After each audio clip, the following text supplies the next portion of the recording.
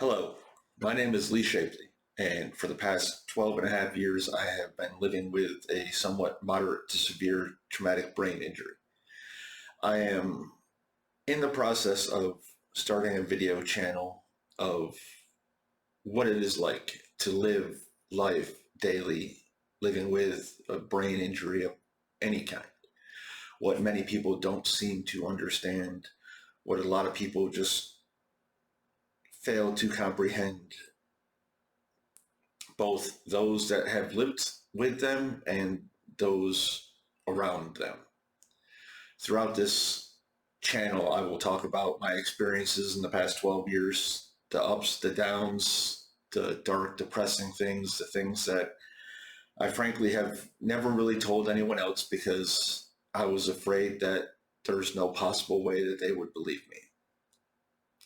Now, I have told my story, some of my story, to many people throughout the years. I've told friends, I have told acquaintances, I have told total strangers on the streets. But this is the first time ever that I've made a video about this, and this is honestly somewhat terrifying to me because it will be out for the world to see, for people I know, people I don't know, people that particularly don't really care for me, and that is okay. Because I think that my story, the many other stories of people that are like me, that have suffered traumatic experiences in their lives, I believe that they should be told so that others that are suffering from trauma know that they are not the only ones, and that there are people out there that not only are going through the same types of things that they're going through, but care about other people that are suffering any sorts of trauma. All stories start with the beginning, and I was born and raised in upstate New York. I had a somewhat interesting childhood. I was in all sorts of youth groups. I did karate, I did Boy Scouts, I did all sorts of stuff growing up until I turned 18. My father had pretty much brainwashed me my entire life to join the Marine Corps. I'm not hating on him for that in any means. I definitely had an interesting experience in the Marine Corps, and I've met some people that have changed my life forever. And without that, who knows where I would be. Around the time I was 15, 14, 15-ish, I had met a girl, a friend of a friend, and like most teenage boys, decided to chase after something that I'd probably never be able to have because at the time she had lived in Texas. So obviously at that point in time, it was before all the cell phones, or as cell phones as popular as they are now anyway. And the thought of a long distance relationship, especially as a teenage boy, there was no point. Um, as years go on, again, I joined the Marine Corps. And in 2007, around Halloween of 2007, my unit deployed to Iraq. And before we deployed, this girl, I'm going to have to come up with a name for her because I don't want to give her a real name, because as the series goes on, I'm sure many of you will understand why. This girl came to visit me in the barracks, and we hung out for 2 or 3 days before I left to go overseas. And I made a promise to her when she was there visiting me that one day I would go and visit her in her home and see Texas.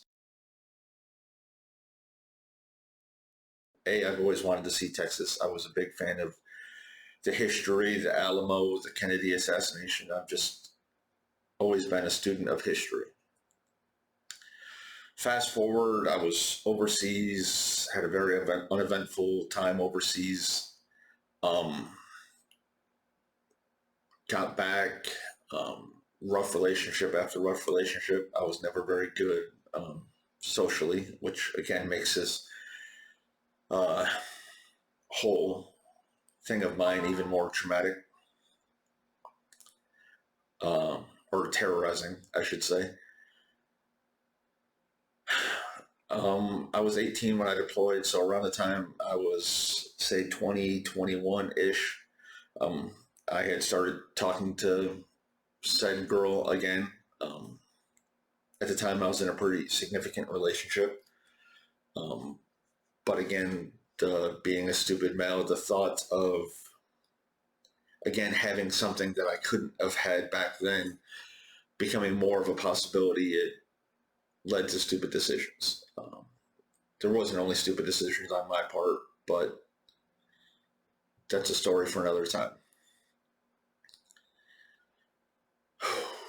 Um, right around probably November timeframe, I decided to go and fulfill my promise of going to visit her. So right around Christmas leave, I had planned a trip that I was going to go down to Texas and visit her for, I believe it was about a week or so, and then I was going to go back and fly home back to upstate New York and see my parents and spend Christmas vacation, the rest of Christmas vacation with my parents. I got down to Texas. I flew into Austin. She picked me up from the airport. We then drove, I don't know, about 45 minutes, what seemed like a long time back then. But again, my memory of this time is somewhat clouded. We drove back to her apartment. I remember we went out and got groceries, and then we watched a movie on her couch with her friend, whose name I cannot recall at this time. Um, but again, I'll probably edit it or just, I don't want anything bad to happen to anyone in this story. That's not why I'm telling my story. I'm telling my story to explain my experiences, not to punish anyone who might have been involved. So then went to sleep. The next morning we woke up and the plan was we were going to go and have a picnic with my friend and her family, her younger brothers and sisters. The picnic was planned for this. There was a church and elementary school that shared the same playground because they were on the same block. And I remember we went and grabbed McDonald's. I know she had a pickup truck. I believe the truck was red color. We drove to the church, sat in the parking lot, and we were eating our breakfast. And then we were supposed to have the picnic after we were done eating our breakfast. Fast forward 12 days approximately. I woke up. I was in a hospital bed.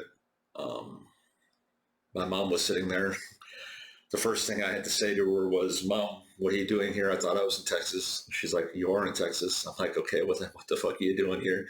And she's like, "You're in a hospital." And seeing her, it's not necessarily fair to say that I woke up because I was conscious during those 12 days. I just have no memory of anything that had happened. So I say woke up because I guess to me, even though I was physically conscious, mentally it was a long nap, I guess.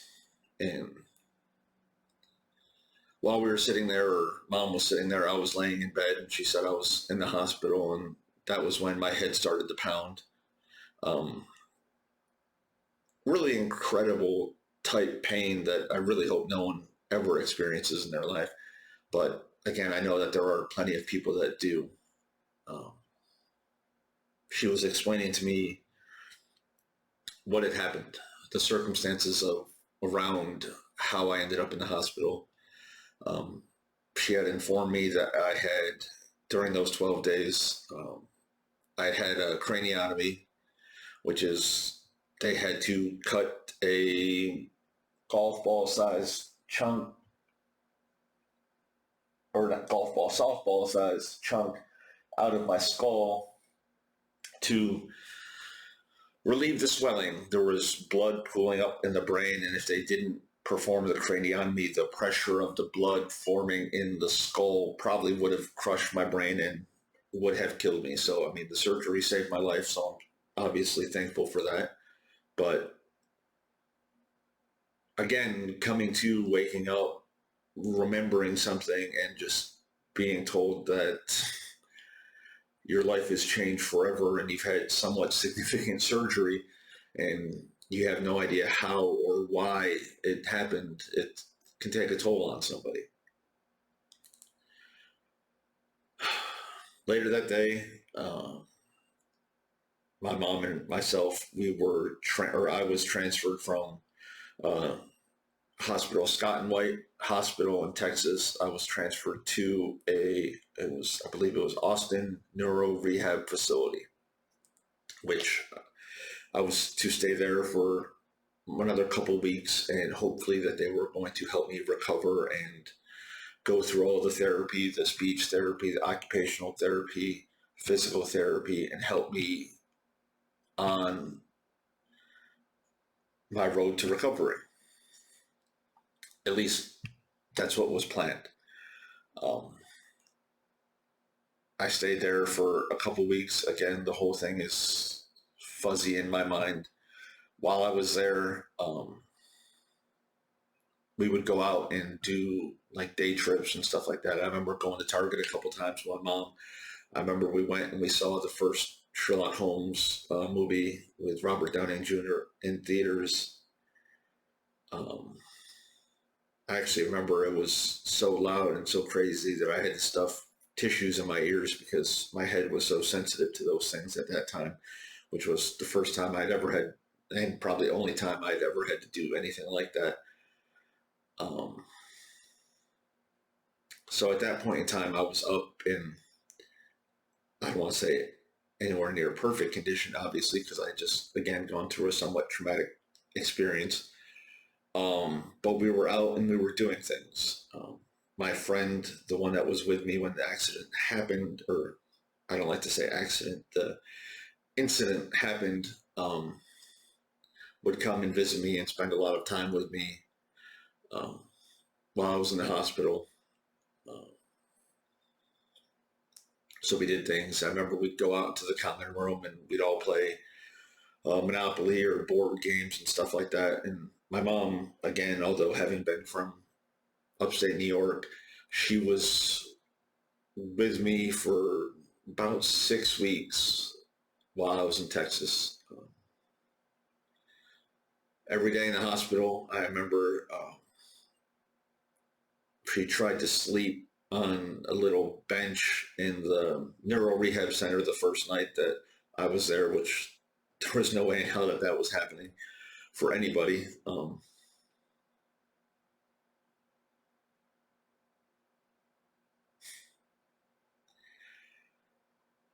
But yeah, then again, while I was there, I remember going and doing the physical therapy, the speech therapy. There was little um, Indian lady that was very good and helped me a lot with the speech therapy. I wish I could remember her name, but I don't really remember a lot of things. Um, and again, the conclusion or the